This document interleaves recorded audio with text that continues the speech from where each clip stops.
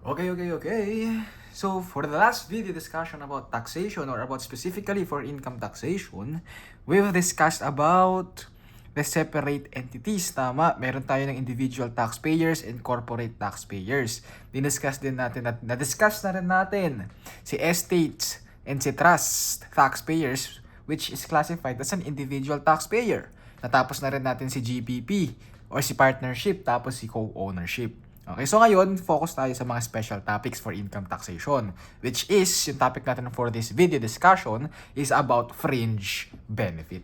Okay, so isa-separate natin siya. Okay, si fringe benefit naman, it applies only to individual taxpayers. Pero bakit hindi ko siya sinama sa individual taxpayer discussion natin? Kasi si fringe benefit usually, specifically for employees lang ito. Okay, hindi naman kasama kasi dito yung mga business or yung mga may business income. Ano meron dito? Yung mga may compensation income lang. For employees lang tayo.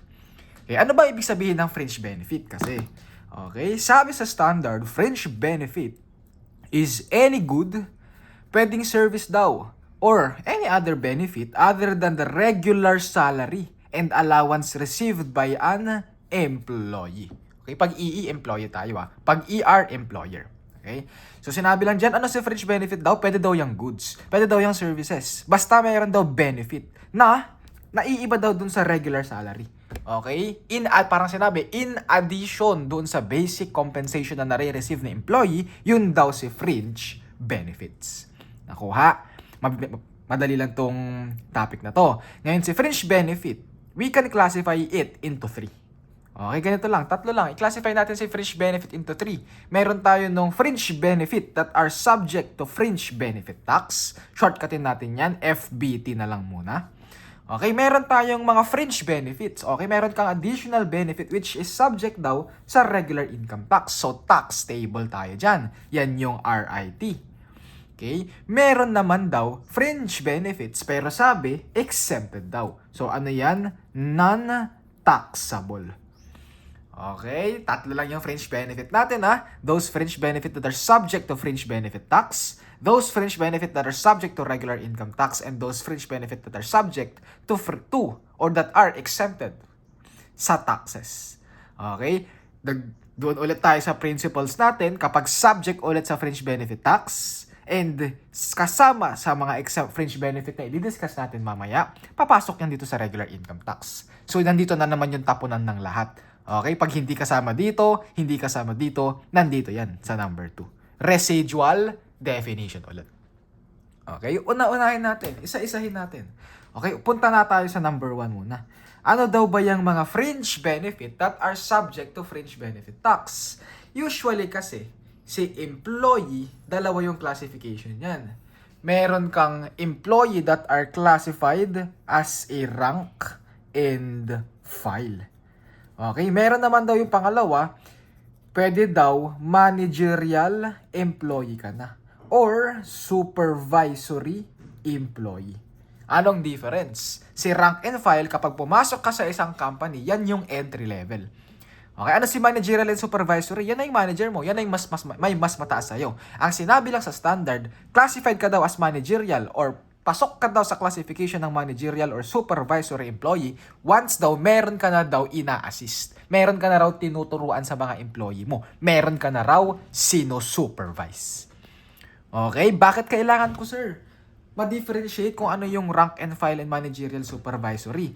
Kasi yung subject lang sa fringe benefit tax is yung managerial and supervisory employee. Lahat daw ng fringe benefit na na-receive ng rank and file, kapag daw hindi exempted, subject daw yan saan? Regular income tax. Okay, kita mo yung difference ulitin natin. Meron ka daw na-receive, employee ka raw. Okay, meron kang na-receive na other benefits other than doon sa regular salary natin. Okay, sa basic pay mo, sa basic compensation pay mo, may na-receive ka daw additional benefits. Okay, hindi daw exempted yung na-receive mo na fringe benefits. Okay, ano daw mangyayari? Depende daw. Ano daw ba yung position mo sa company? Pag rank and file ka daw, isa-subject daw yan sa regular income tax. Tax table daw tayo dyan. Pag managerial and supervisory employee ka daw, fringe benefit tax daw tayo dyan. Okay? Ano ba si fringe benefit tax? Si fringe benefit tax, parang pwede natin siyang i-relate like a final tax. Naalala mo pa yung discussion natin sa final withholding tax? Same concept sa fringe benefit tax. Okay? Withhold din tayo dito. Okay tayo dyan? Sige. Pasukin muna natin ito. Pag usapang fringe benefit tax or kapag na-subject ka sa fringe benefit tax, pumasok ka rito. Meron tayong pro forma. Okay? Ito yung pro forma computation natin, ha? Ito. Hanapin mo daw muna yung monetary value ng fringe benefit mo. Pag nahanap mo daw yung monetary value ng fringe benefit mo, i-divide mo daw sa grossed up factor. Mako-compute daw natin yung grossed up monetary value or yung gross up monetary value. Yan yung shortcut niyan. Times mo daw sa fringe benefit tax rate natin, masosolve mo daw yung fringe benefit tax. Okay, ngayon, i-classify mo. Kapag daw ikaw is a resident citizen, non-resident citizen, resident alien, or a non-resident alien that is engaged in trade or business, yung gross up factor mo daw, fixed yan, 65%. Yung fringe benefit tax rate mo daw, fixed yan, 35%. Na iba lang daw yan pag classified ka na as non-resident alien not engaged in trade or business. Kasi yung gross up factor daw natin is 75% and yung fringe benefit tax rate mo is 25%. Uy, familiar yung 25% ta. Tama, fixed rate yan pag non-resident alien not engaged in trade or business ka. Yes. So hindi ka na mahihirapan ngayon i-memorize yung tax rate natin dito. Isipin mo na lang, pag NRA, NETB, 25% yung tax rate ko. Uy, 25% minus 100%, yun yung gross up factor natin, 75%. Ay, dalawa lang yung tax rate pag fringe benefit 25 or 35. Ay, 35 yung isa. Yung gross up factor ko, 65%. Kasi 35 minus 100%, 65%.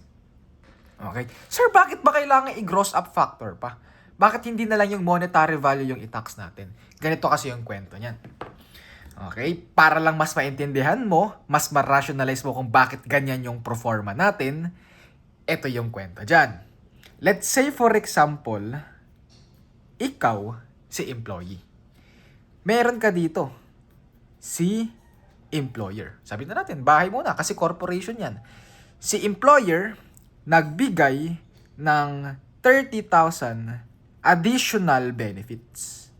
Okay, additional benefit yan. So, i-classify na lang muna natin to simplify our illustration. I-classify natin yan 30,000 na yan as fringe benefit. Okay, ngayon, yung binigay ni employer na fringe benefit na 30,000, buo yan na nakuha ni employee. Okay, 30,000 na-receive ko yan. Okay, 30,000 na-receive ko yan. Ngayon, yung concept kasi ni fringe benefit tax, ano yung ita-tax rate mo daw? 30,000. Dapat. Okay? Kaso si fringe benefit tax kasi, final withholding tax yan. Kung maaalala mo, balikan natin yung discussion natin. Let's say for example, interest income. Okay? Ikaw ulit, meron kang na-receive na interest income, sabihin na natin from bank. Tama, sabihin na natin 10,000 pesos. Magkano tax rate ng final withholding tax? 20%. Ano marireceive mo na pera? Tama, dapat net of 10,000 pesos. So, yung na-receive lang na pera ni individual is 8,000 pesos. Kasi yung 2,000 pesos daw, withheld ni bangko. Okay, withheld by the bank, ifa-file yan ni bangko sa BIR. Ibibayad ni bangko yan sa BIR. Ulitin natin, ulit. Baka nalito ka. Kung maalala mo yung concept ng final withholding tax, wini-withheld yung income mo. Okay, wini-withheld yung tax doon sa income mo. Kasi hindi ikaw yung magbabayad ng tax. Ang magbabayad na ng tax, yung withholding agent. Ang na-receive mo na income, net na nung tax. Let's say for example, yung total income mo ulit, total interest income mo is 10,000 pesos. Ang marireceive mo na lang na cash is 8,000 pesos. Bakit? Kasi yung 20% o yung 2,000 pesos iniwanan ni bangko. Tinago ni bangko. Bakit daw tinago ni bangko? Kasi siya daw yung magbabayad kay BIR. Same concept tayo sa fringe benefit tax. Final tax din kasi yan. Ngayon, ang nangyari, magkano na-receive mo? Magkano yung fringe benefit na na-receive mo? 30,000 pesos. So, hindi yun yung monetary value. So, hindi yun yung monetary value. 30,000 pesos. Okay? Ang concept nga ulit, na withheld na ng managerial supervisory. Kung yung tax rate mo is 35%, yung na-receive mo is 30%, pwede mong sabihin na yung 30% natin, yung 30,000 pesos natin dito is yung 65%. So ano yung itatax sa fringe benefit tax? Iko-convert mo ngayon yan into 100%. Kaya ang nangyayari, yung 30,000 na monetary value, i-divide mo na ng 65% para daw mahanap yung 100%. Kasi ang concept ulit, yung na-receive mo daw na monetary value, yung na-receive mo daw na fringe benefit, net of tax na raw yun. Okay? Ang itatax ulit ni BIR, yung 100%. Nakuha mo yung concept, ha? Ganito, i-relate mo lang sa final withholding tax. Yan yung rationale. Bakit ulit gino-gross up factor? Kasi yung na-receive mo daw na fringe benefit, ang assumption daw, net of tax na yun. Kung net of tax na yun, ang itinatax, yung gross of tax. So, hanapin mo yung 100%. Kung resident citizen ka, 65%. Pag non-resident alien not engaged, 75%. Kuha. Very good. Okay. So, yan na yung fringe benefit tax natin. Pag alam mo yung proforma, alam mo yung rationale, hindi ka na malilito. Okay, ang problema na lang, sir, ano yung monetary value? Ito muna pala. Okay? Si fringe benefit tax is imposed regardless if yung nagbigay o yung employer natin is taxable or not. Anong ibig sabihin yan, sir? Let's say, for example, yung corporation na nag-issue dito is an exempt corporation. Okay, sabihin na natin GPP. Tama, si GPP natin, exempt corporation yan. Sir, ibig sabihin po ba pag exempt corporation si GPP, kasi hindi siya magbabayad ng tax dapat kasi nga exempt siya. Hindi daw siya magbabayad ng fringe benefit tax? No. Magbabayad ng fringe benefit tax sa GPP. Kasi isipin mo na naman, rationally na naman tayo. Sino ba yung tinatax natin dito? Sino ba yung mayroong income na lang? Sino may income? Si employee. Sino tinatax natin? Si employee. Anong role ni corporation? Siya lang yung nag-withheld. Siya lang yung magbabayad. Okay? So, pwede i-impose pa rin yung fringe benefit tax kahit na exempt corporation ka. Okay? Meron nga yung mga questions, sa theory questions. Fringe benefit tax is kanino daw ini-impose? Or, si fringe benefit tax daw is imposed kay employer, true or false? True tayo dun. Pag sinabing imposed, sino yung nagbabayad? Sino daw ba yung nagbabayad? Sino ba yung nagbabayad ng fringe benefit tax? Si employer. Okay, sino nag-shoulder nung babayaran na fringe benefit tax? Si employer. Pero sino yung tinatax mo? Si employee. Bakit? Kasi sino ba yung may income? Si employee. Okay? Kaya ito, tandaan mo to. Fringe benefit tax is imposed regardless if taxable or not. Si employer. Sino ulit yung ini-impose? Si employer. Okay? Kaya meron to. Fringe benefit tax is imposed on employer. Okay? Meron ditong question. Sino ba yung itinatax? Who is being taxed? Si employee. Who will pay the tax? Si employer. Tandaan mo yan, ha? Who is being taxed? Employee. Who will pay the tax? Employer. Who is imposed by the fringe benefit tax? Si employer. So kung nagbabayad si employer, saan ang BIR form yung ginagamit? Papasok ngayon ito, yung BIR form 1603Q. Yung 1603Q, fina-file yan quarterly. Okay, let's say for example, meron kang binigay na fringe benefit tax ng January. Kailan mo daw yan ifa-file? January, February, March. Yun daw yung isang quarter natin. March. Ang sabi daw, ifa-file mo daw siya last day of the month following the quarter. So January, February, March, last day ng month na susunod doon sa quarter, that would be April. Last day ng April.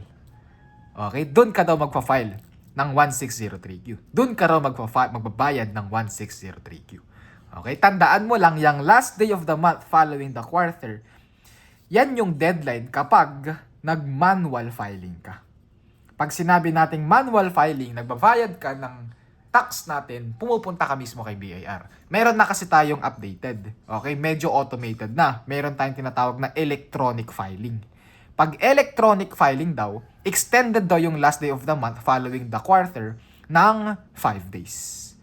Okay? Extended ng 5 days. Let's say for example, ano ba last day of the ng first quarter? April 31, January, February, March, April, January, February, March, April 30. Okay? Walang 31 ng April. Sabihin na natin, April 30. Kung mali man ako, correct mo na lang ako. April 30. Tama. Pag manual filing, ang deadline mo, April 30. Pag electronic filing, ang deadline mo is May 5. Plus 5 days daw.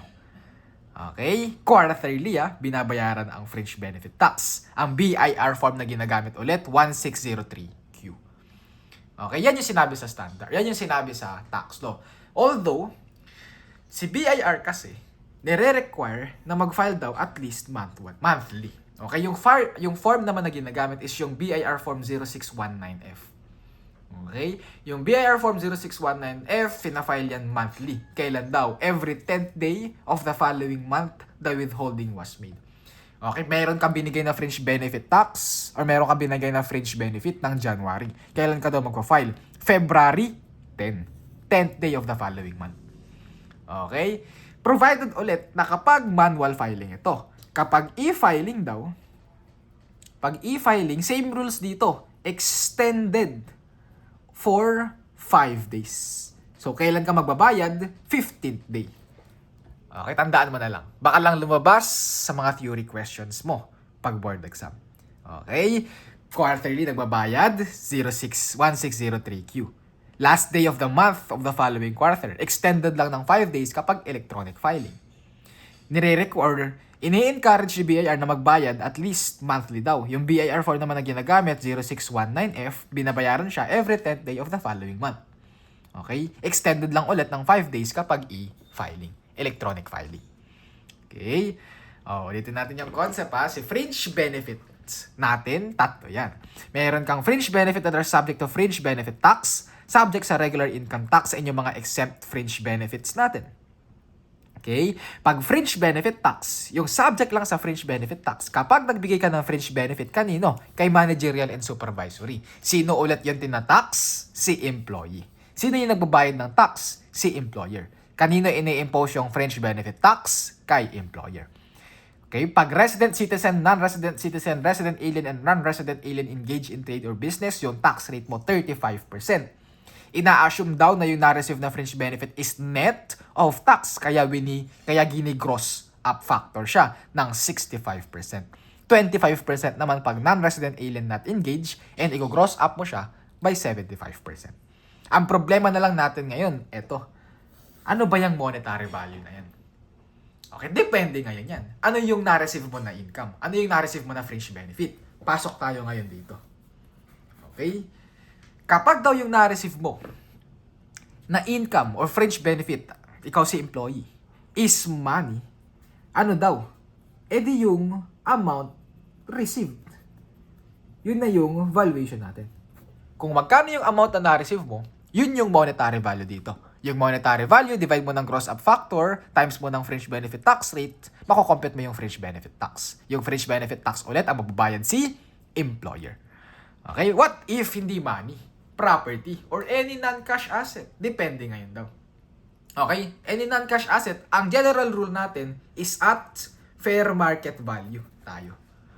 Okay? Kung ano yung fair market value ng non-cash asset na na-receive mo, yun yung monetary value. Let's say, for example, naka-receive ka ng goods, inventory daw. Magkano yung fair market value ng inventory mo? What if housing privilege or pwede daw motor vehicle? Meron tayo ngayong, ibang rules dyan. Okay? Ito muna. Sa housing privilege. Okay? Housing privilege. Naaalala mo pa yung discussion natin sa capital gains tax? Okay? Meron doon, tama? Yung capital gains tax. Yung real property that is subject to capital gains tax, ano yung basis ulit ng 6% mo doon? Yung selling price. Tama? Or yung fair market value, whichever is higher. And ano yung fair market value doon na sinasabi? Tama, yung fair market value is either the zonal value or the city assessor's value, whichever is higher. Yun din yung sinasabi sa fair market value dyan. Tignan mo daw, magkano ba yung fair market value sa zonal value natin kay BIR or yung nasa city assessor's value daw, whichever is higher, yun daw yung fair market value ng property na na-receive mo. Okay tayo? Okay Sige. Ito ngayon yung medyo mahirap na kailangan mong i-memorize. Kapag daw housing privilege, iba daw yung rules. Pag motor vehicle, iba daw yung rules. Pero lagpasan muna natin. Okay, mamaya yan. Ito muna unahin natin. Kapag daw yung na-receive mo na benefit from an employer is less than market value yung interest na binigay sa'yo. Anong kwento dyan? Si employee, nangutang.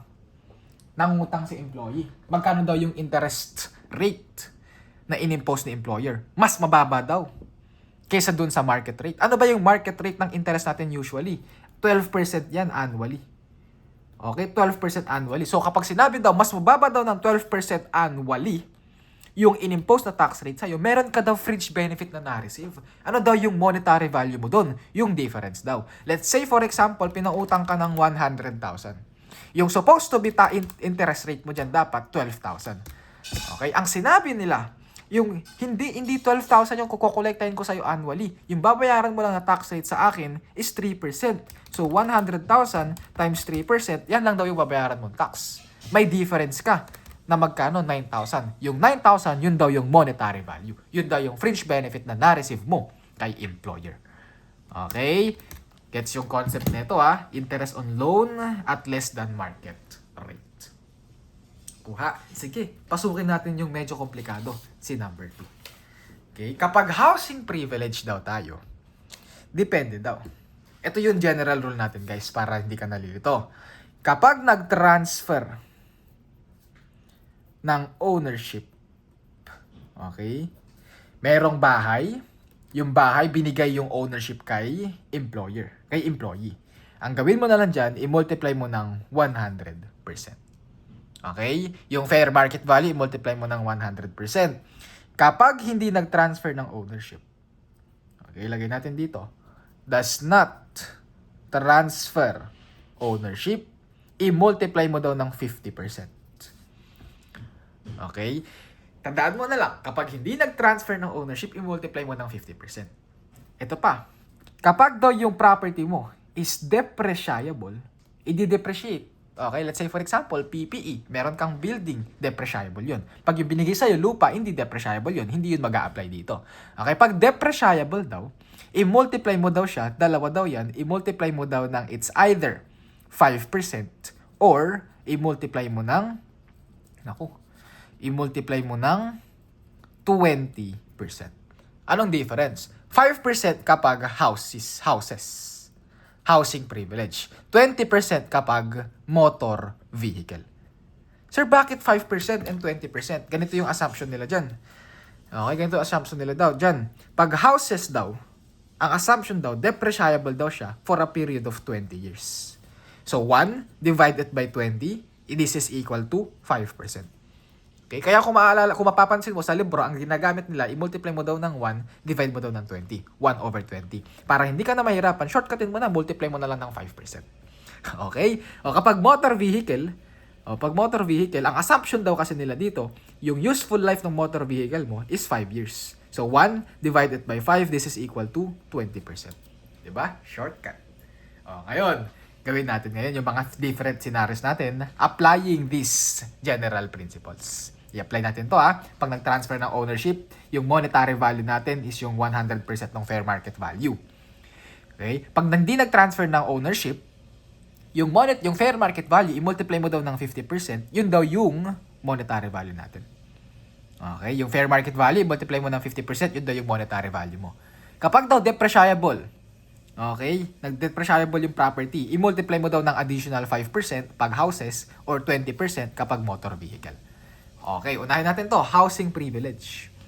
Ang sabi, si employer daw, nangupahan, leases for the use of employee. Ano nangyari dyan? Si employer daw, nangungupahan. Nangupahan para saan daw? Nangupahan para gamitin ni employee. Uy, para gamitin? So, hindi nag-transfer ang ownership. So, i-multiply mo ng 50%. Ano yung binigay? Nangupahan. Ibig sabihin, nagbabayad siya ng rental payment. So, rental payment times, since hindi nag-transfer ng ownership, 50%. Oh, sir, houses, depreciable ba yan? Nangupahan lang si employer eh. Magdi-depreciate ba si employer kung nangungupahan lang siya? Hindi. Hindi ko na siya i-multiply ng 5%. Diba? Basic. Palitan natin ng red para hindi nakakalito. Ito. Si employer daw, may wrong property. Mayroong bahay. Ano daw ginawa? Pinahiram daw kay employee. Nag-transfer ba ng ownership for the use of employee lang? Hindi. Ano mangyayari dyan? Fair market value. Fair market value times, since hindi nag-transfer ng ownership, 50%. Sino may-ari ng property? Si employer. Houses yan. Magde-depreciate ka ba? Yes. So, anong gagawin mo? Multiply mo ng 5%. Diba? Alam mo na. Kahit hindi mo i-memorize yan, pag naintindihan mo yung general principle natin, masasagutan mo yung ganito. Okay? Makikita mo kung ano yung monetary value natin. Try natin dito sa number 3. Si employer daw, bumili. Bumili daw para saan? Gamitin daw ng employee. So, hindi nag-transfer ng ownership. So, alam mo na, mag-multiply ka ng 50%. Kung binili ni employer, merong property si employer, magde-depreciate si employer times 5%. Ano ngayon to? Fair market value. Ito lang yung exception. Okay? Fair market value or the acquisition cost. Kasi binili, bagong bili pa lang. Possible kasi na yung selling or yung purchase price is mas mataas sa fair market value. Naalala mo na naman yung sa capital gains tax, same lang din yan dito. Fair market value or the acquisition cost, whichever is higher, i-multiply mo ng 50%, i-multiply mo ng 5%, yun daw yung monetary value. Yun daw yung monetary value natin dito. Okay? Number 4. Ano na sinabi sa number 4? Si employer daw bumili ng installment. Tapos for the use of employee. Anong gagawin natin dito? Yung acquisition cost ito. Okay, acquisition cost. Kasi possible, mas mataas yung acquisition cost natin dito kasi nga installment yan. Okay, yung total cash na babayaran niya. Provided nga lang, i-less mo daw yung interest. Siyempre, installment yan. Utang yan. So, merong interest na babayaran. Yung acquisition cost less interest times 50% times, magde-depreciate ka ba? Yes, times 5%. Okay, bakit ka nag-multiply ng 50%? Hindi tinransfer yung ownership. Okay, acquisition cost less interest times 50% times 5%. Number 5, sabi dito sa number 5, si employer daw bumili, tapos nag-transfer ng ownership. Alam ko na yan. Kung bumili siya, tapos nag-transfer ng ownership, fair market value yan. Fair market value, bagong bili. Or acquisition cost, whichever is higher. Okay? Times nag-transfer ng ownership 100%. Di ba? Sir, binili niya housing privilege. Kung bumili siya ng housing privilege, i-depreciate niya. Hindi. Bakit magde-depreciate si employer? Itinransfer nga yung ownership. So, walang depreciation expense. So, hindi mo na kailangan i-multiply ng 5%. Diba? Tingnan mo sa libro. Ito yung nasa libro. Kahit hindi mo i-memorize, kung alam mo yung general rules natin dito, kayang-kaya mong sagutan yan. Tingnan mo tong number 6 natin. Si employer, bumili. Tinransfer daw yung ownership. Tinransfer yung ownership, alam ko na, 100%. But some are shouldered by employee. Hindi lahat. So, meron daw shoulder si employee. Anong gagawin mo dyan? Acquisition cost. Acquisition cost, kung mas mataas yung fair market value, sige, gamitin mo ulit yung fair market value. Less yung amount shouldered. Okay, magkano yung binayaran? Kasi yung binayaran ng employee, hindi yung fringe benefit. So, i-less mo lang yun. Times 100%. I-depreciate mo na naman ba? Hindi, kasi sino ba may-ari? Si employee. Okay? So parang sinabi lang dito, since si employer nagbigay ng cash kay employee, yung cash lang daw na binigay ni employer kay employee, yun lang daw yung monetary value. Okay? Ito, si employer daw, meron ng property, hindi naman daw bumili, meron ng property. So, fair market value na tayo dito kasi walang acquisition cost. Tapos, nag-transfer daw ng ownership, alam mo na yan, 100%.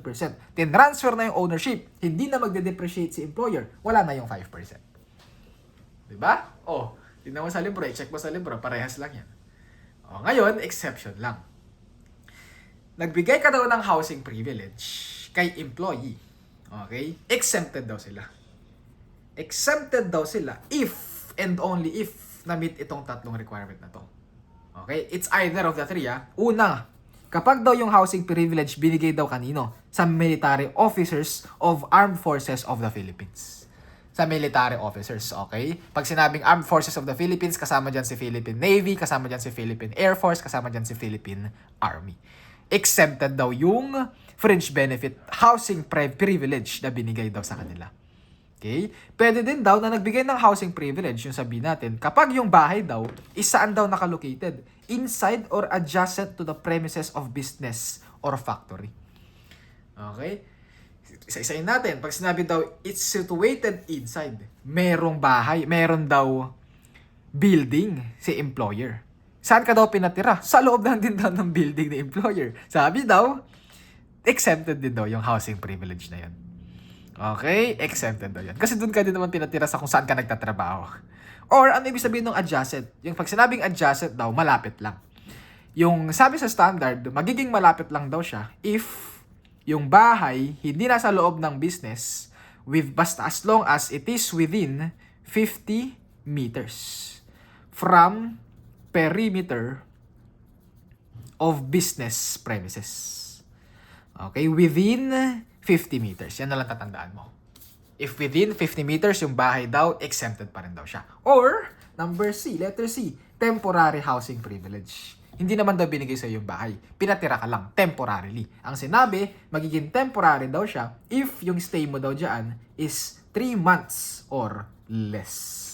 Okay? Less than or equal to 3 months daw. Temporary housing privilege. Ulitin ko, exempted itong mga housing privilege na to sa fringe benefit tax kapag ito yung nangyari. Okay? Itong tatlo na to. Puntahan natin ngayon yung motor vehicles. Same lang yan, motor vehicles. O, si employer nangupahan. Anong gagawin mo dyan? Rental payment. Yung cash na binayaran. Nag-transfer ba ng ownership? Hindi. Multiply mo ng 50%. O magde-depreciate ba si employer? Hindi. Nangungupahan lang nga si employer. Hindi siya magde-depreciate. O, diba? O, number 2. O, sa number 2 natin, si employer daw, it owns for the use of employee. Employer, dalawa yan kasi, dalawang senaryo yan. Si employer daw, meron ng pagmamayari. Para daw saan? Para daw gamitin ni employee. Or si employer daw, bumili. Para daw saan? Gamitin ni employee.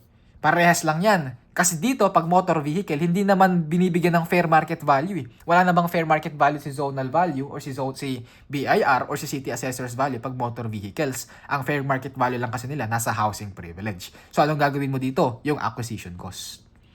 Okay?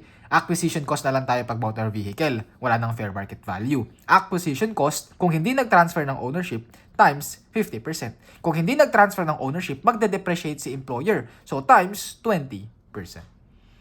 Okay? Sige. O, ito naman, employer purchases on installment. Ay, alam ko na yan. Installment, tama yan yung acquisition cost less interest. Yun na yun. Acquisition cost, shortcutin ko na lang, less interest na supposed to be babayaran ko, times, for the use, times 50%. Magde-depreciate ba tayo? Yes, times 20%. Oh, number 4, employer purchases and transfer. Ay, nag-transfer. Alam ko na yan. Acquisition cost times 100%.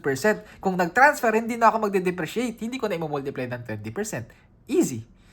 Oh, number 5, employer provides cash for the purchase of employer. Bumili daw, nagbigay daw si employer ng cash para daw makabili ng motor vehicle si employer. Ay, alam ko na yan. Yung payment ulit.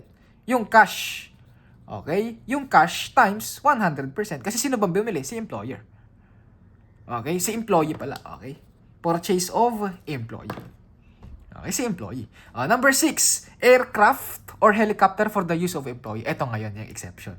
Kapag daw aircraft and helicopter daw, yung binigay daw, or pinahiram lang, okay, for the use. Hindi naman ibigay. Parang napaka-imposible naman na bigyan ka ng airplano tapos ng helicopter ng employer mo. Napakaswerte mo naman na dyan.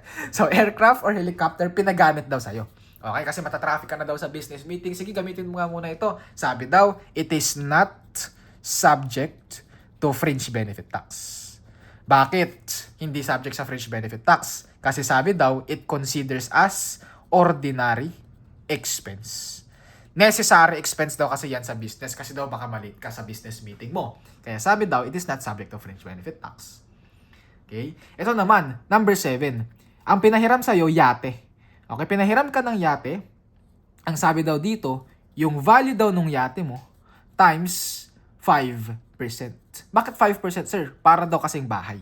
20 years daw yung useful life natin. Yan daw kapag yate. Okay? Nakuha mo yun, ha? Sige. Balikan natin to. Si ordinary expense. Sir, bakit ulit hindi subject sa fringe benefit tax? Dahil lang sa ordinary expense siya? Yes. Yes. Bakit? Tignan natin ito. Okay?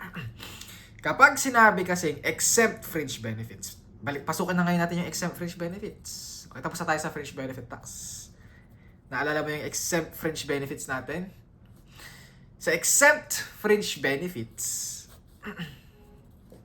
sa exempt fringe benefit, dalawa yan. Okay? Kapag sinabi mong exempt fringe benefit, it is not subject to fringe benefit tax and it is not subject to regular income tax. Okay, pag exempt fringe benefit ulit, hindi subject sa fringe benefit tax and hindi subject sa regular income tax. Ito yung general rule natin. As long as yung fringe benefit na binigay sa'yo ni employer mo is necessary for the trade or business ni employee or ni employer or beneficial sa point of view ni employer. Sabi daw, hindi daw siya fringe benefit. So, exempted daw siya. Okay? Ano sir? Naguluhan ako? Hindi ko naintindihan. Ganito. For example, binigyan ka ng pera. Binigyan ka ng sabihin na natin, sige. Binigyan ka ng bahay ni employer. Okay? Binigyan ka ng bahay ni employer. Ito. Binigyan ka ng bahay ni employer. Saan yung binigay niya na bahay? Sa loob daw ng building. Bakit daw? Bakit kanya bibigyan ng bahay sa loob ng building? Para daw pag-isip mo, magtrabaho ka na daw agad. Necessary or advantageous sa point of view ni employer. Diba? Binigyan ka niya ng bahay kasi daw magbe-benefit si employer. Hindi ikaw yung nag-benefit. Okay? Hindi ikaw yung nag-benefit, si employer yung nag-benefit. Okay? Yun muna yung rules natin. Sige. Isa-isahin natin yung mga exempt fringe benefits. Ito yan. Unang exempt fringe benefit, depende daw. Expense accounts. Exempt daw yung fringe benefit na na-receive ni employee kapag daw, okay, na-receive ni employee kapag daw ang nagbayad is si employer. Okay, exempt yung fringe benefit daw kapag daw yung expense na ginamit ni employee or expense na na-incur ni employee tapos binayaran ni employer or binayaran ni employee, yes, pero ni-reimburse naman daw ni employer. Sabi daw, exempt fringe benefit daw siya provided itong tatlo. Number 1, it is duly received and in the name of employer. Duly receipted to. Duly receipted. As long as meron daw resibo. Okay, and yung resibo daw dapat nakapangalan kanino? Kay employer. Or it is connected and it is connected with trade or business of employer. Bakit na-incur ni employee yung expenses? Kasi daw connected sa trade or business ni employer. And hindi daw siya personal expense ni employee. Anong illustration natin dyan? Let's say for example, si employee, merong binayaran na 100 pesos. May binayaran siyang 100 pesos. Tapos meron siyang expense na 100 pesos. Ang nagbayad daw si employer. Bakit daw? Transportation expense. Bakit naman nagkaroon ng transport expense? Meron daw business meeting. Necessary sa trade or business. Nakaresibo, tas nakapangalan kay employer. Hindi personal expense ni employee. Ano mangyayari sa 100 pesos? Exempt daw yan sa fringe benefit. Exempt daw yan. Or, possible, si employee nagbayad ng 100 pesos. Tapos, binalik ni employer yung 100 pesos na yan. Saan yan? Transportation na naman. For the business meeting. Necessary na naman sa trade or business ni employer. Sabi daw, exempt fringe benefit daw yan. O, paano sir? Si employee, nagbayad ng 100 or 1,000 pesos na transpo. Bakit siya nagbayad ng 1,000 pesos na transpo? Kasi daw, nagbakasyon. Tapos, since mahal na mahal daw si employee ng employer, ni-reimburse daw ni employer yung 1,000 pesos. Oy, personal expense na yan. Hindi na yan subject sa fringe benefit. Ano na mangyayari dito sa 1,000 pesos, sir? Tingnan mo ngayon. Ano ba si employee? Pag si employee rank and file, ay subject sa regular income tax. Pag si employee, managerial and supervisor, ay alam ko na, fringe benefit tax. O, diba? Ganun lang yung rules natin. Okay tayo? O, so dito, magiging exempt lang yung expense account na binayaran ni employee, okay, or na-incur ni employee and binayaran ni employee, tapos si employer ang nagbayad or ni-reimburse ni employer as long as nakapangalan daw kay employer. And as long as connected sa trade or business ni employer. And as long as hindi siya personal expense ni employee. Okay tayo? Eto. Take note ko na lang to. Lagyan ko asterisk. Meron tayong tinatawag na representation and transportation allowance. RATA in short. Okay? Yung representation and transportation allowance, kapag daw binigay siya in fixed amount, parang continuous na siya. Let's say for example, in addition siya sa compensation income mo, binibigyan ka talaga ng rata, o let's say for example, 10,000 pesos monthly, sabi daw, hindi daw siya considered as a fringe benefit. Ano siya, sir? Part daw siya ng compensation income. Okay? Pag sinabing part ng compensation income, regardless kung managerial or supervisory employee ka, or rank and file employee ka, saan yan subject? Sa tax table na. Okay tayo dyan? Okay, tandaan mo na lang pag merong rata, representation and transportation allowance given in a fixed amount.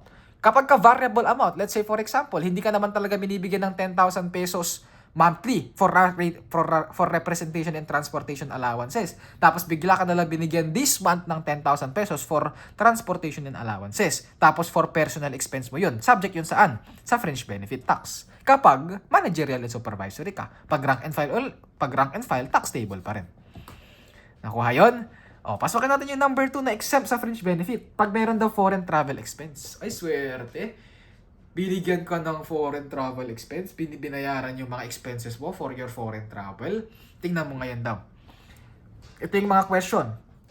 Yung foreign travel expense na binayaran ni employee or na-reimburse din ni employer or si employer nagbayad, is it necessary for the business? Kapag no, pag hindi daw siya necessary sa business, subject daw yan sa fringe benefit tax. Subject sa fringe benefit tax kapag managerial and supervisory. Kapag rank and file, subject sa tax table yan. Okay? Taxable yan, in short.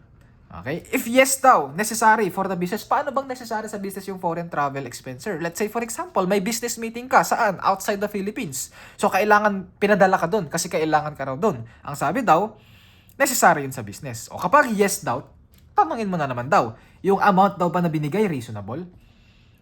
Reasonable ba? Baka naman sinobrahan. 'Di ba? Sobra-sobra yung binigay sa'yo, hindi unreasonable na. O pag unreasonable daw, subject pa rin sa fringe benefit tax yan, kahit na necessary for business. O pag reasonable daw, tanungin mo na naman, meron daw bang documentary evidence? Anong documentary evidence na naman? Dami namang requirement dyan. Meron daw bang resibo? Pag merong resibo, ayun, exempt na. Pag walang resibo, ay subject pa rin sa fringe benefit tax yan. Okay? Exempted daw yung foreign travel mo if and only if, ito na naman, meron na namang requirement. Number 1, lahat daw ng inland travel expense. Okay, ano ibig sabihin ng inland travel expense? Kasama dyan mga foods, beverage, okay? Inumin mo, kakainin mo para sa foreign travel mo. Inland travel expense. Okay, ano pa? Mga transportation expenses mo na ang ginamit mong transportation mode is 4 wheels. Okay, hindi langit or hindi eroplano, hindi barko. Inland travel expense. Okay? Exempted daw yan. Number 2, exempted din daw yung lodging cost. Okay? Ano ibig sabihin ng lodging cost? Yan ngayon yung binayad mo na hotel or yung renta mo sa hotel na tutuluyan mo. Exempted daw yung lodging cost in hotel or any other similar establishment. Let's say for example, apartment lang, inn lang. Okay? Sabi daw, exempted daw sila. Exempted as long as merong limit. Sabi daw, $300 per day lang daw. Okay, tandaan mo $300 per day lang yung exempted. So kapag sumobra, let's say for example, yung lodging cost mo per day is $400, yung $100 taxable. Yung $300 exempted. Okay? Number 3, foreign travel, possible. Umakyat ka or sumampa ka ng eroplano. Sabi daw, yung cost daw ng airplane ticket mo, okay, kapag economy daw yung binili mong ticket or business class daw, exempted daw. Sir, paano pag gusto ko medyo sosyalin? Ayoko ng economy and business class, nag-request ako ng kay employer ko na gusto ko first class. Sabi daw, pag first class daw, 70% lang daw yung exempted. Yung 30% taxable na. Okay, ulitin ko. Tanungin mo na naman, muna, foreign travel, is it necessary for my business? Kapag yes, tanungin mo ulit, is it reasonable? Kapag yes, tingnan mo na naman, may resibo ba? Kapag yes ulit, exempted lang siya. Kapag yung expenses na na-incur natin is inland and travel expense. Or pwedeng lodging cost as long as up to $300 per day lang. Or yung cost ng economy or business class airplane ticket mo. Or yung 70% ng cost ng first class and airplane ticket mo. Okay? Yun na yun. O, number 3. Sa exempt fringe benefits natin, meron kang tinatawag na educational assistance. Uy, swerte. Si employer, binigyan ng educational assistance, pinaaral ng kanyang employer. Sabi daw, depende. Kapag daw yung binigay na educational assistance is binigay kay employee, sabi daw, meron daw requirement. Okay? Dapat daw yung pinagpaaral sa'yo is related sa business or sa profession ni employee. Okay, let's say for example, accountant ka. Hindi ka pa nakapasa ng board exam. Nagtrabaho ka na kasi agad. Gusto nila mag-CPA ka na raw. Pinag-aral ka sa review center. Okay, sabi, pinag-aral ka sa isang school. Okay, sabi daw yung pinagpaaral daw sa'yo sa school, since accountant ka nila, related naman yun sa profession mo, sabi daw, exempted daw yun sa fringe benefit. As long as, lagyan natin ng end ito, as long as meron daw written agreement. Written agreement of what? To remain for a period of time. Meron daw bond. Okay? Parang sinabi, sige, pag-aaralin kita. Basta, nandito ka. Basta, pag nakapasa ka, mag-stay ka muna dito ng 1 year. Parang ganun. Okay? Merong kontrata. Sabi daw, except yung fringe benefit na yun.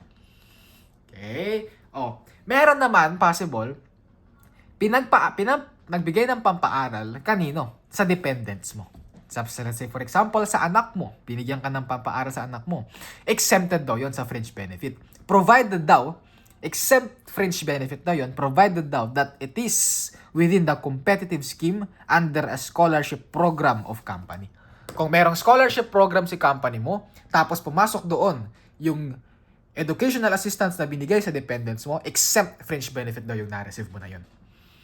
Okay, yan for educational assistance. So, nakatatlo na tayo. Yung mga expense accounts, mga foreign travel expense, and yung mga educational assistance. Nandito na tayo sa number 4. De minimis benefits. Sa de minimis benefit, 11 items ito. No, 11 items na hindi na naman ibibigay sa board exam. Kailangan, memorize mo na naman. Memorize mo for the purposes of board exam, and dapat memorize mo kasi nga, ito yung mga rights mo pag nagtatrabaho ka na. Okay, pag meron kang na-receive from these benefits, tapos tinax nila, ay magreklamo ka, hindi yan dapat taxable. Okay, exempted yan dapat. Pinag-aralan namin yan sa tax eh. Okay, baka kasi kinukupit na yung tinataksan ka, tapos hindi naman fina-file kay BIR kasi nga exempt naman siya, nalugi ka. Binawasan yung sahod mo na dapat hindi naman. Okay, de minimis benefit. Ano ba meron kay de minimis benefit? These are benefits or privileges that are given to employer that are relatively small in value. Maliit lang daw na value ito. And sinabi, ito ni tax code. Okay, sabi ni tax code, yung benefit, sige, hayaan na natin yung mga yan, mga de minimis benefit na yan, i-exempt na natin sila kasi nga, maliit lang naman daw yung value. Okay, ito si de minimis benefit ha. Ngayon, 11 items siya na kailangan mong i-memorize. Hindi na naman kita matutulungan para lang piliin kung ano yung i-memorize mo para mabawasan yung kailangan mong i-memorize. Ano na naman ang maitutulong ko sa'yo? Mapadali yung pag-memorize natin. Okay, ganito ko siya kasi mini-memorize. Okay, mini-memorize ko siya in a way na mini-memorize ko siya in a descending order. Depende sa amount. Okay? Depende sa amount. Lahat ito in-annualize ko. Okay? Annual amount ito Annual amount. Ano yung unang amount natin? Meron tayong 24,000. Tapos meron kang tatlong 10,000. Okay? And meron kang 6,000. Merong 5,000. 3,600. 3,000. Merong 25. Merong 10. And merong 0. Okay, minemorize ko siya in a descending order. Ilang items yan? 1, 2, 3, 4, 5, 6, 7, 8, 9, 10, 11. Tapos na. Alam mo na si de minimis benefit. Diba? Hindi ka na nahirapan mag-memorize. Tandaan mo ulit. Etong amount na to, naka-annualize yan Okay, annual amount yan. Kasi makikita mo maminsan sa libro or sa tax code pag binasa mo, yung iba dyan, parang hindi ko naman nakita si 3,600 dyan. Wala naman yata sa 3,000 tapos si 24,000 dyan. In-annualize ko kasi. Okay, minultiply ko lahat ng 12 yan. Okay, annual amount yan. Pag tinanong, nasa question, parang sinabi, yung amount lang dito is 24,000 or 12,000 or 2,000 o i-divide mo sa 12 muna. Okay, isa-isahin mo natin para mas magets natin. Una, ano yung ibig sabihin ng 24,000? Ano yung de minimis benefit of 24,000 na yan? We are talking about rice subsidy here. Okay? Sabi daw, exempted daw yung rice subsidy mo. Exempted daw kapag naka-receive ka daw ng benefit for the purposes of rice subsidy up to 24,000 annually. Okay? Kapag sumobra ng 24,000, let's say for example, 36,000 yung na-receive mo. Yung exempted lang 24,000. Yung 12,000 taxable na. Yung exempted lang 24,000. Nakuha mo? 24,000 annually yan ha. Meron ka makikita, parang 2,000 lang yan. 2,000 monthly yun. 24,000 divided by 12, 2,000 monthly. Minultiply ko lang lahat ng 12 para mas madali kong ma-memorize. Okay tayo? O sige ha. O next. Ano yung 10,000 na yan? Pag 10,000, ito yung tinatawag natin na actual medical benefits. Okay, binigyan ka daw ng actual medical benefits. Exempted daw siya up to 10,000 pesos. Ano yung mga inclusion ng actual medical benefit? Kasama dyan yung mga healthcare needs, mga check-up mo, okay, maternity assistance mo.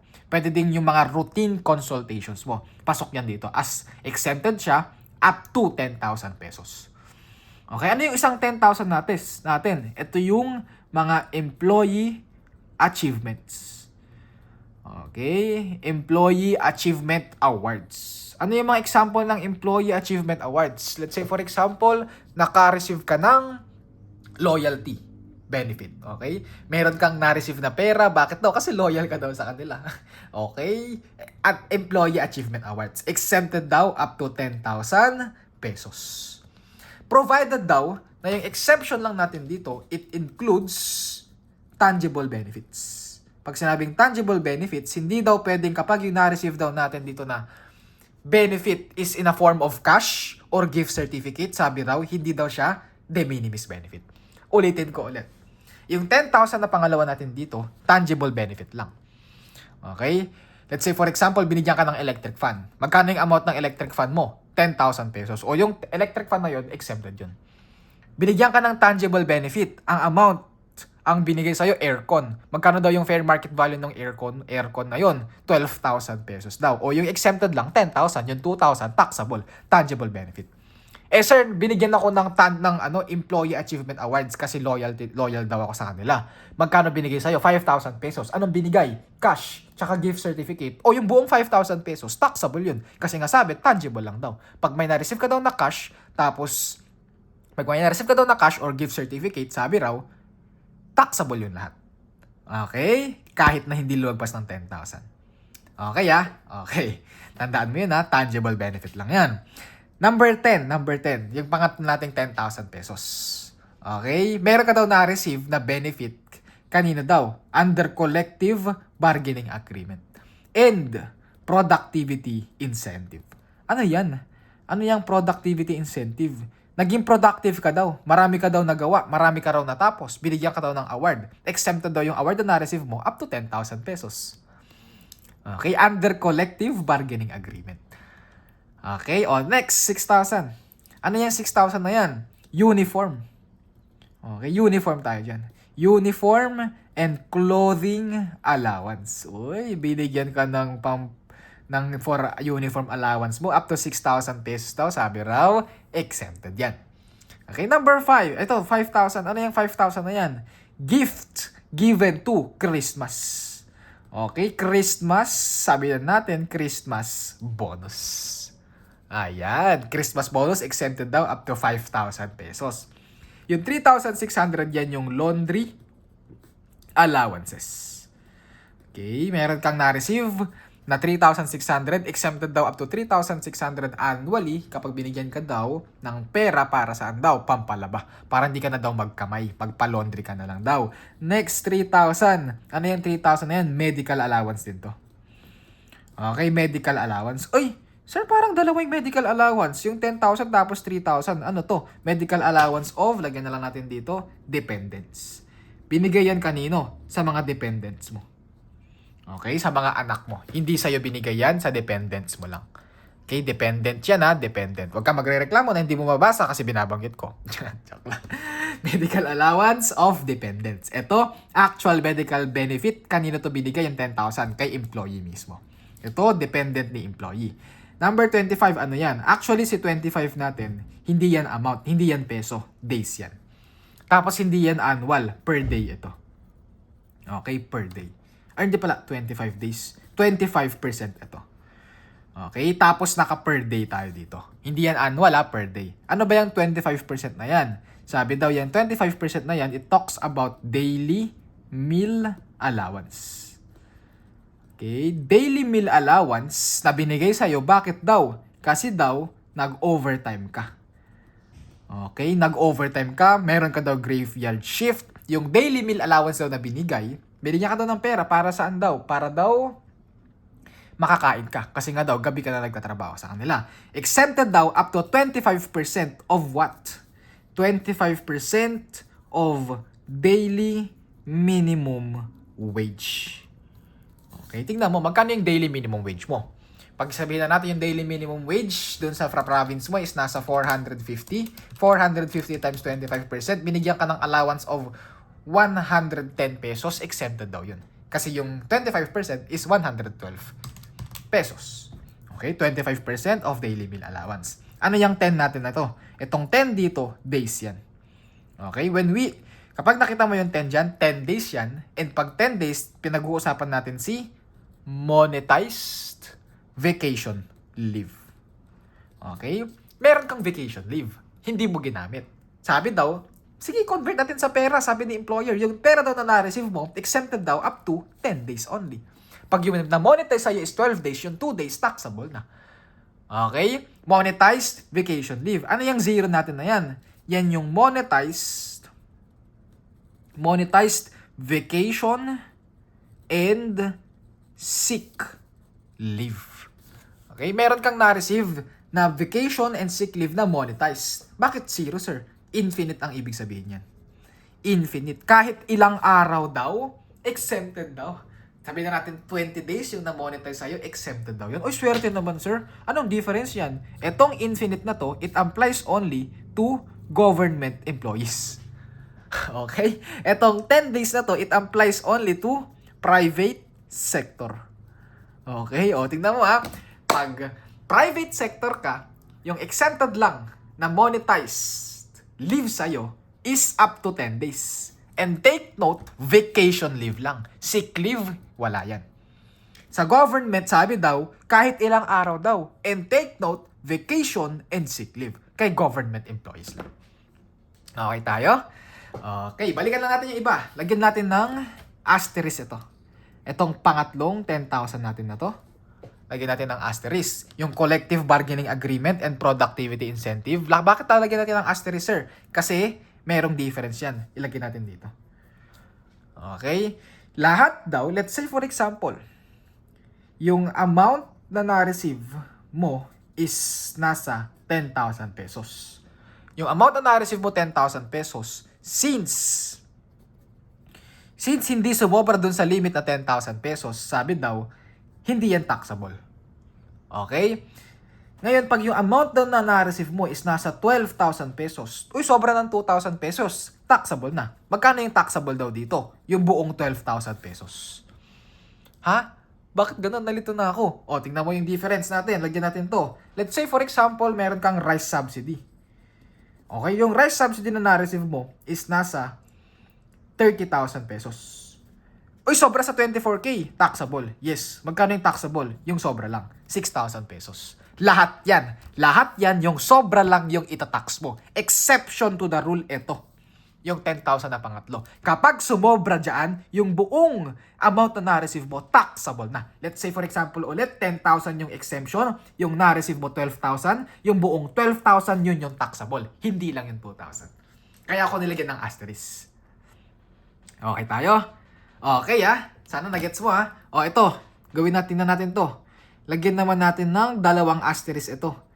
Yung pangalawang 10,000 natin, tapos yung 6,000 natin dito. Okay, ito yan. Lagyan natin dito. Dalawang asterisk. Bakit? Ano ibig sabihin yung dalawang asterisk na yan, sir? Kasi merong provision to.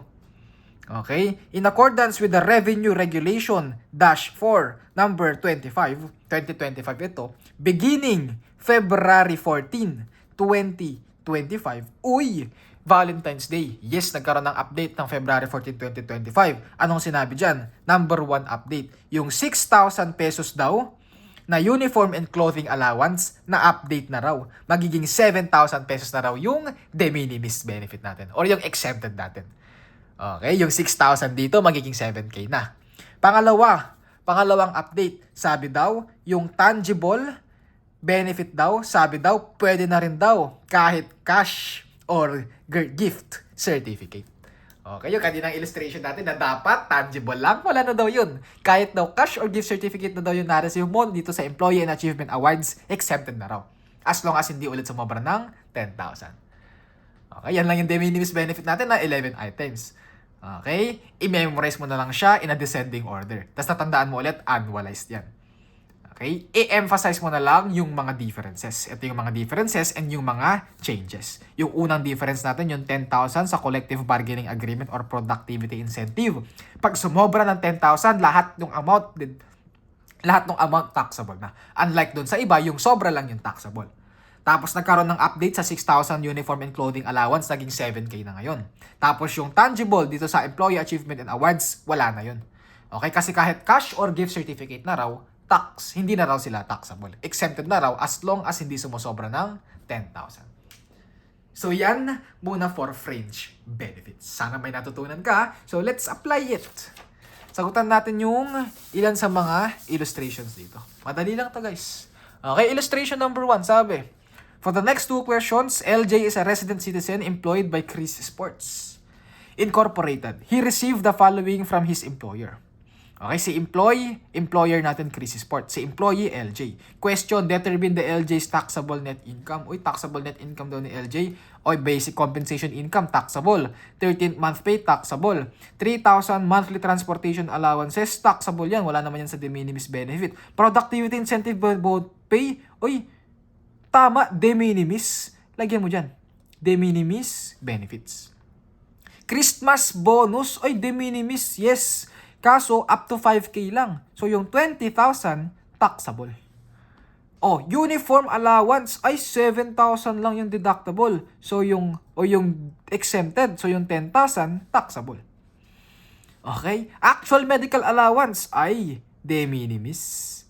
Okay, rice subsidy 36,000, 12,000 lang yung exempt pa. Oops, yung 12,000 taxable. Okay, o magkano ngayon yan? 900,000 na compensation pay plus 75,000 plus 36,000 plus 20,000 plus 10,000 plus 12,000. This is equal to 1,053,000. Okay, yan na ba yung sagot natin? No. Okay, bakit sure na naman? Tatandaan mo to, na kung maalala mo yung discussion natin sa minimum wage earner, meron kang exceptions up to 90,000 pesos.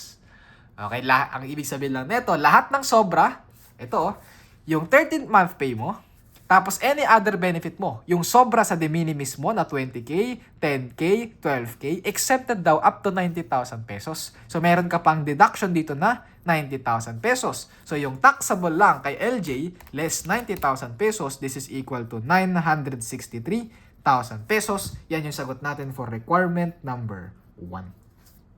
O, requirement number 2, assume the same data in previous number except that the productivity incentive pay amounted to 20. Ay, ito daw, 20,000 na raw ito. Anong gagawin natin? Ay, taxable, deductible yung buong 20,000 na yun. So, magkano ngayon yan? 900,000 plus 75,000 plus 36,000 plus, magkano deducted taxable dito? 20,000 na, yung buong amount. Plus 20,000 dito, plus 10,000 dito, plus 12,000, 1,073,000. Tapos meron kang deductible na up to 90,000 pesos. This is equal to 983,000. So yun sagot natin for illustration number 2. Or question number 2, illustration number 1. Okay, madali lang. Sabi ko sa inyo eh. O, punta natin sa illustration number 2. Apply lang natin yung concept natin. During the current taxable year, ABC Corporation gave the following fringe benefit to its employees. Question daw, the allowable deduction from the gross income of the corporation for the fringe benefit given to the employees. Okay, ano nangyari dyan? Nagbigay daw ng fringe benefit kay managerial employee. Ay, alam ko na yan, subject sa fringe benefit tax. Nagbigay ng fringe benefit kay rank and file, hindi naman sinabing exempted yan. Ay, alam ko na yan, subject saan? Regular income tax.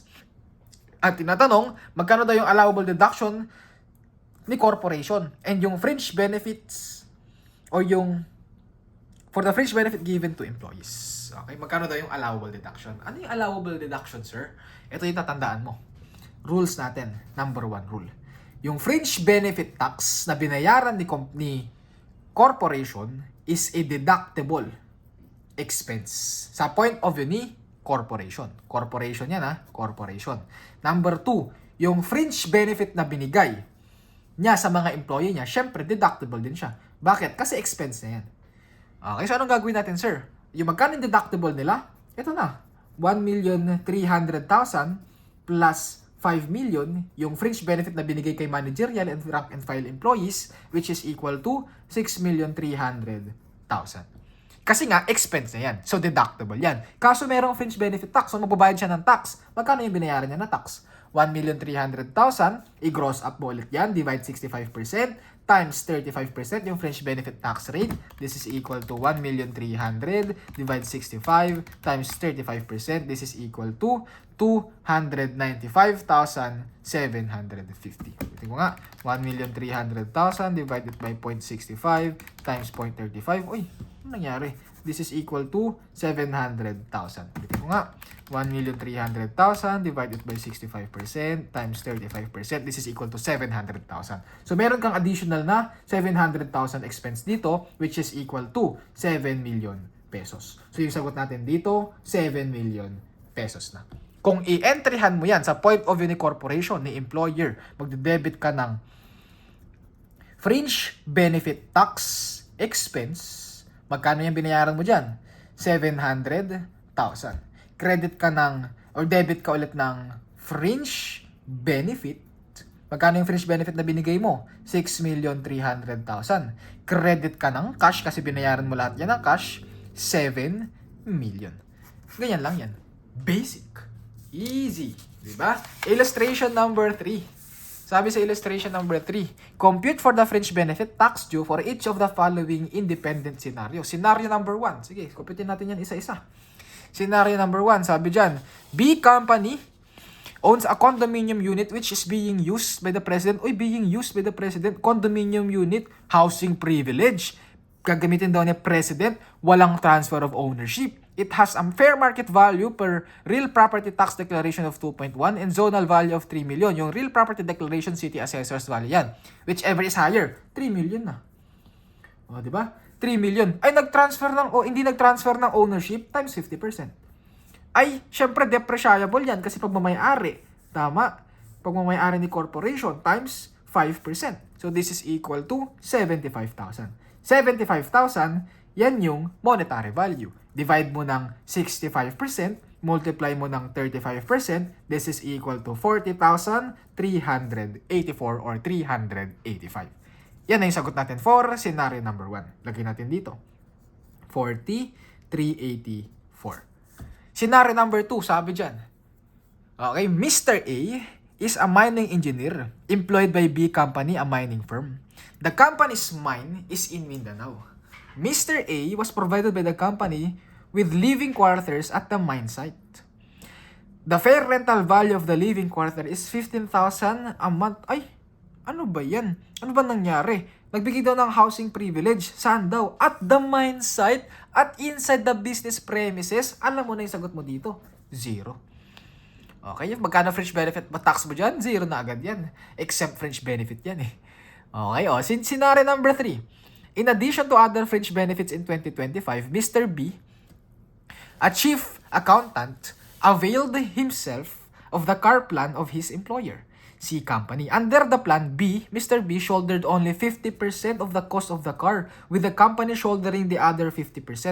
Mr. B paid 340,000. Sabi daw, bumili daw si Mr. B ng car plant, kalahati daw sinolder ni employee. Alam mo na yan. Scenario number 3, kung magkano lang yung sinolder ni employer na 340,000. Kalahati daw ng 340,000. Kung 340 yung binayaran ni Mr. B, 340,000 din yung sinolder ni employer. 340,000 times 100%. Kasi sino ba yung may-ari? Si Mr. B.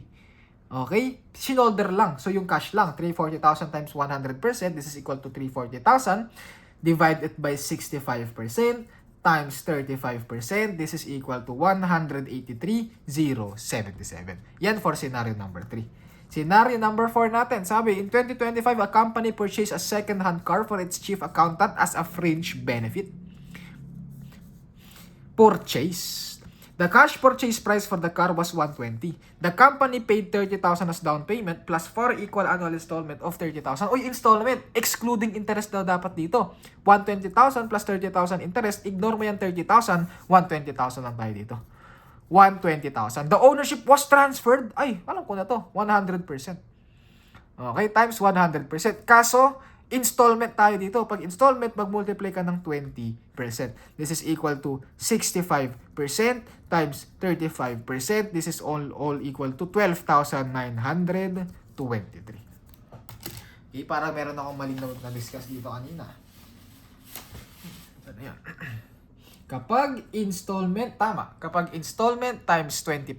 Times 5%. Okay, tama pala yung na-discuss ko. Next, illustration number 4.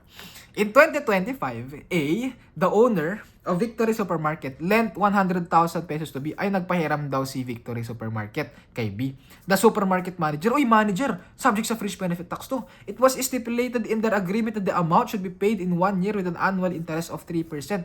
Ay, 3%. So, 12% less 3%, ilang percent yan? 9%. Yung 9%, yun yung fringe benefit natin. 9% times 100,000 na pinautang, this is equal to 9,000 pesos. 9,000 pesos divided by 65%. Tatandaan mo, monetary value lang yan.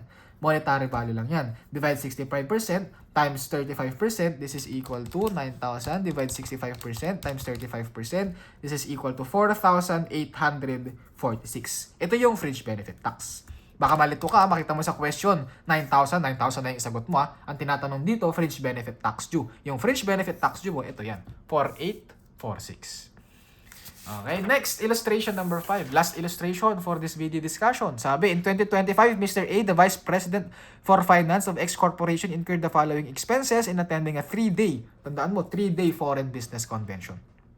Convert nga mo natin, meron daw dollar, sabi daw 1 is equal to $50. Magkano yan lahat? So, ito 50,000 pesos. Ito 25,000 pesos. Ito 135,000 pesos. And ito 30,000 pesos. O, ano nangyari? Plain ticket daw. Ay, requirement 1, compute for the fringe benefit tax due with documentary or without documentary evidence. Okay. First class. Anong sabi natin pag first class? Ano yung taxable? 30% lang. So, 50,000 times 30%, magkano yan? 50,000 times 30%, this is equal to 15,000. Yung 15,000 yan yung taxable. Economy, tama, exempted lahat yan. So, non-taxable lahat yan. Okay? Hotel accommodation, 2,700 for a 3-day. Ilan yan? 2,700 divided by 3, $900 per day. $900 per day. Eh, ang sabi nga natin, magkano yung deductible, magkano yung exempted lang up to $300. So, ibig sabihin, yung $600 taxable. $600 times 50, this is equal to 30,000. Tapos, 3 araw yan, times 3. So, 30,000 times 3, yung total taxable lang dito is 90,000 pesos. Yung total taxable natin, 90,000 pesos. Meron kang inland travel, 600. Ay, inland travel, wala yan, exempted yan. Alam ko na yan. O yung total fringe benefit na na-receive mo dito na taxable sa fringe benefit tax is 15,000 plus 90,000 is equal to 105,000.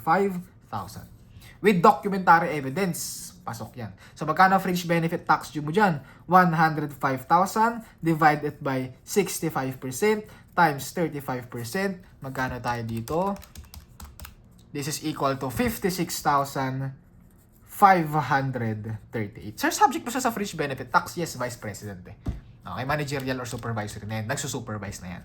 Without documentary evidence. Pag without documentary evidence, ano yan? Lahat yan subject sa fringe benefit tax. Which is ito. Lahat yan. Magkano ba lahat yan? 50,000 plus 25,000 plus 135,000 plus 30,000. This is equal to 240,000 divided by 65%. Times 35%, this is equal to 129,231. Kapag without documentary evidence.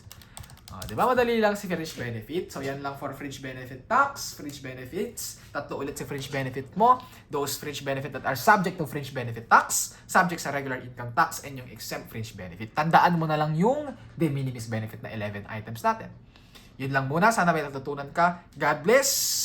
Sana makuha natin si board exam. God bless. Ingat. Ciao.